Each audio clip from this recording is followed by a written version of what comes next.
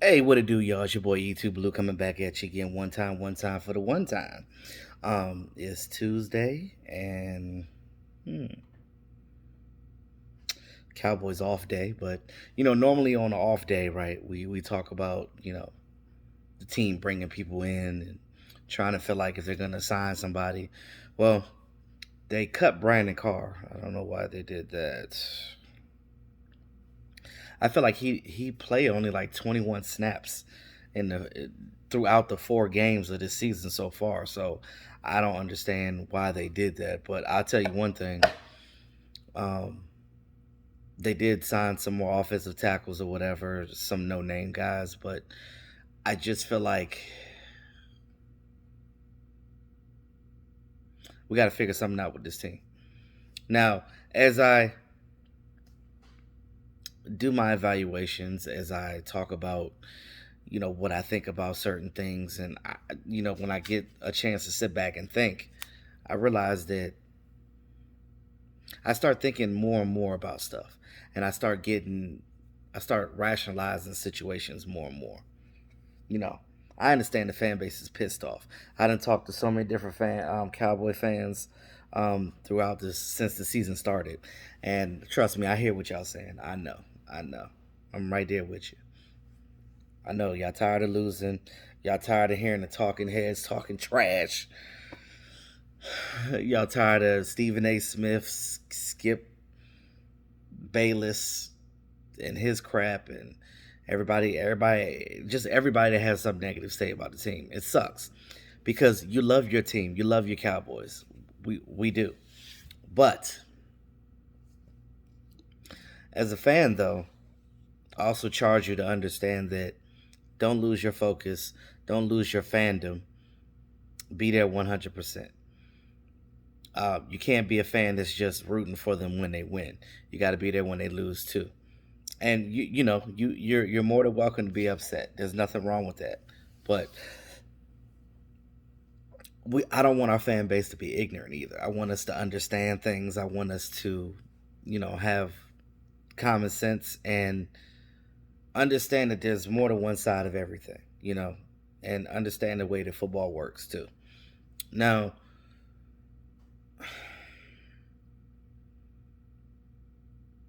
I'm gonna chalk this up like this defense. I kept trying to figure out what the hell's going on. What are they doing? Because when you look at these players individually, and some of the ones that we got recently, they've been great players in other places.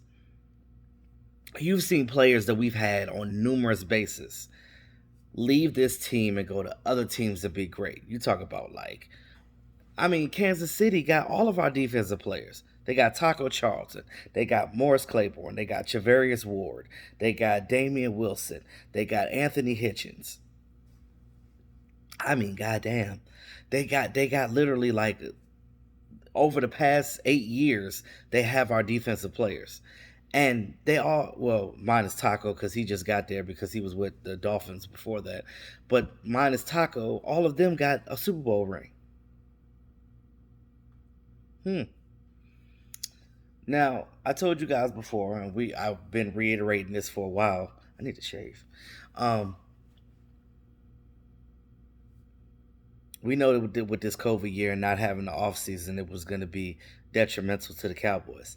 I didn't think it was going to be this bad. I didn't. Now you look at the offense, right? The offense is able to score points. Now you can only imagine if our defense can just counteract that and balance that, what the offense is doing. Man, we probably would be 3-1 right now, at least. But you look at this division. The division is just so weak right now. It reminds me of the other year when division was so bad and nobody wanted it. Nobody wanted to take the division. It's like, oh, you want it? You want it? No, I don't want. I don't want to win. You're gonna lose this week. Yeah, we're all gonna lose. We're gonna lose together. And then when you keep losing and you keep losing and you keep losing, and it just becomes this narrative of a losing team. And it's a joke around the NFL that the NFC East is a JV team, like we're high school football. Lord have mercy. I've heard a bunch of you say that you want to fire Mike Nolan. Now, I can kind of agree that,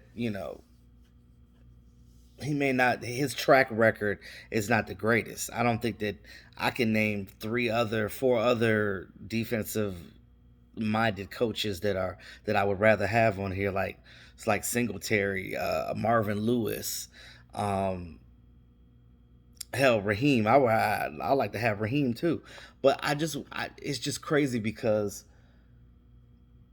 I know that Mike Nolan is a guy that likes to do hybrid things, and he's more of a 3-4 guy. Now, I told you guys before, we don't have the personnel for a 3-4 defense. We don't.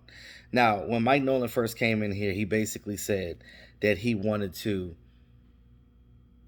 base the scheme off of the way the players play, right? But right now, all we're seeing is him trying to formulate his scheme, well, trying to make the players fit to what he's doing. Now you look at, we talked about this. You look at guys like Everson Griffin. He's a hand in the dirt defensive rusher. He's not a 3-4 rushing. You look at DeMarcus Lawrence. He's also the same thing. Tyrone Crawford, same thing.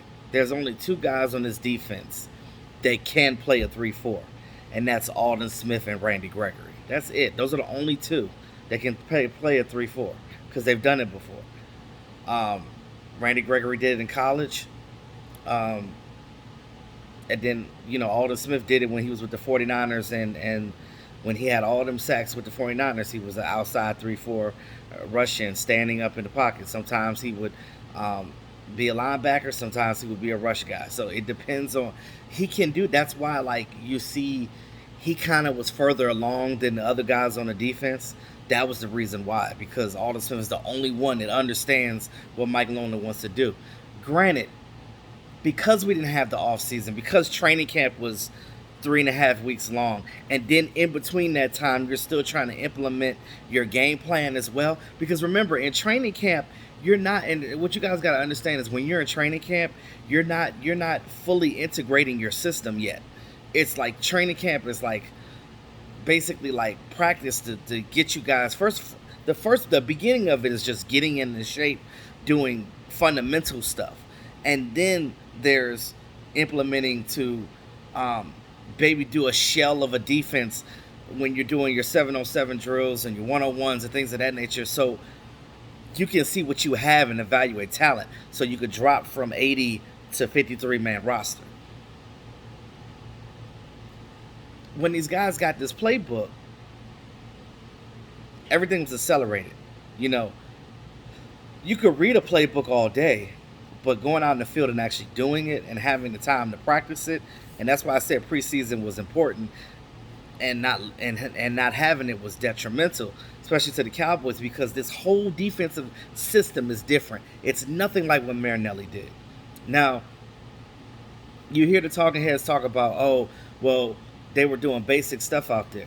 Right. But when Mike Nolan came in here, he basically said that he was doing things in a hybrid format. Basically, like, he's going to have 4-3 looks, 3-4 looks, 3-3-5 looks.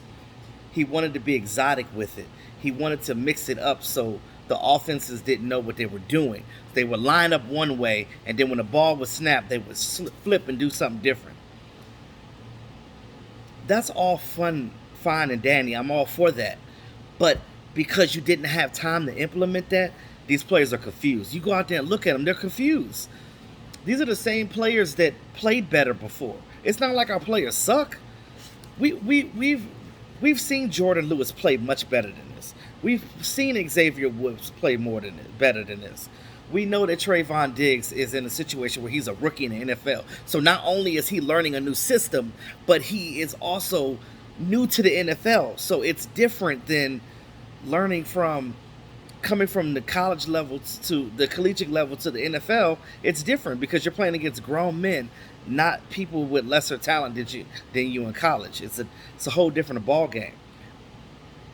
But to say that, I say that this is the reason why there's a lot of miscues. Now, I'm not trying to make excuses for the players because, again, they still got to show up and play. Now, these angles, these pursuits, it's lackluster. And Mike McCarthy said that they don't lack effort. That's what he says, but that's not what I see on tape. I see, like, I don't, maybe I'm tripping, Maybe I'm tripping. Maybe Mike McCarthy sees. I gotta trust Mike McCarthy because he's there with them every day. I'm not there. I'm not there. I can only see what I see on film. You know what I mean? But the film tells me on defense that they're taking wrong angles. They're not pursuing right. They're over. They're over pursuing. They're thinking too much, and you could tell when they're out there. They're thinking and they're not reacting. When you think so much before you react, you're gonna miss a play because plays are like this. Running back could be here 1 second, then over there the next. That's what happened with Odell Beckham when he did that little end around thing and he was just playing around with him, doing them little college moves. That works in college. That doesn't work in the NFL. And that was embarrassing that he did that on the Cowboys. It was embarrassing to watch. It was missed tackles, guys flying out of bounds and shit. Like it was ridiculous. And I just want to say, they gotta clean this up. They gotta clean this up. The communication in the secondary has to be better. Um, this defensive front has to apply more pressure. It's almost like when you see them rush, they almost got the guy. They almost. Then the quarterback just slides out of there. He makes a forward pass on third down for a first down, and it'd be like a 24-yard play. And you're like, what the I get it. I get the frustration. I'm right there with you. But the only thing that I could think of is just that, they didn't have time to implement Mike Nolan's scheme. I'm not going to say he's a bad defensive coordinator. I will say that, I'm not a big fan of him because his track record doesn't, he hasn't really had a lot of success where he's been, jumping around. But I trust Mike McCarthy, though. I do. I think that he's going to be a really good coach for the Cowboys. I just think that he just needs, after this year, like, you guys got to understand that, like, we ain't going to no Super Bowl this year. Like, it's a COVID year.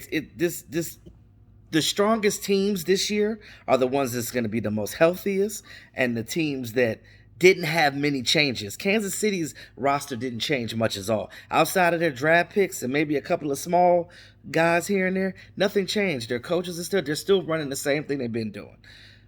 Kansas City is strong. They always been since they had Pat Mahomes. That ain't going nowhere right now. But the disadvantage the Cowboys have with implementing new and DMV asked me, he was like, do I think that we're rebuilding? No, we're rebuilding the coaching staff, but the players are not. It's just that the players have to get in tune with the coaches. The coaches got to get in tune with the players, and unfortunately, we're paying for that with these games because we didn't have preseason to bound us in. Now we're 4 games in, preseason 4 games. Hopefully we could turn things around with the Giants, but I'm gonna tell you right now, I'm not looking. I'm honestly like I'm just like whatever this year. This year is just to me it's a red shirt year. I know there's no such thing as red shirt in NFL, but I'm saying it's like a red shirt year because of COVID and with everything being anew. I'm not gonna judge this coaching staff until they get another off season under their belt, where they actually have an off season when they can do things and this and that, and they're not like rushing to do things. I'm gonna give them that. Me personally, that's you guys may feel a different way about it. I'm pretty sure you probably do, but I'm just saying right now, I'm gonna give it that another year because, like I said, you really you don't have nothing to go on. You really can't. You can't judge a coach that just got here that's still learning these players. It's just it is what it is. So hopefully next offseason they can figure it out. But I'm still going to continue to watch the games this year. Hopefully, we can start winning some games. At least, maybe make the playoffs. If not, at least get 8-8. I mean, because it just at this point, you just gotta keep it rolling. Because again, we got good players on this team. Everson Griffin, you talking about 8 sacks last year? DeMarcus Ware don't suck either. I know a lot of people want DeMarcus Lawrence to leave this team, but understand that like he ain't going nowhere because his contract says that he gonna be here till 2022. So it is what it is. He needs to get it together. Yeah, he does. He needs to get it together. I feel like at some point they will, but hopefully they'll do it before we hit 5 losses. Because once you get to 5 losses, it's like the best you can do is 11-5. So we want to make sure that we can at least get some wins and try to get on top of this division at least. I don't know why they cut Brandon Carr. I've always been a fan of Brandon Carr. They didn't even really play him much, so I don't know what the thought process was there. They seem to be cutting these veterans, but giving other people opportunities that are not playing as well. I don't know. Maybe they see something I don't see. Like I said, I'm not there, so I don't know. But that's all I got for right now. Tomorrow we'll be talking. I'll be talking more about the Giants game and how we could possibly win that game. So, with that being said, it's your boy E2 Blue. Always keeping it real. Talk to y'all soon.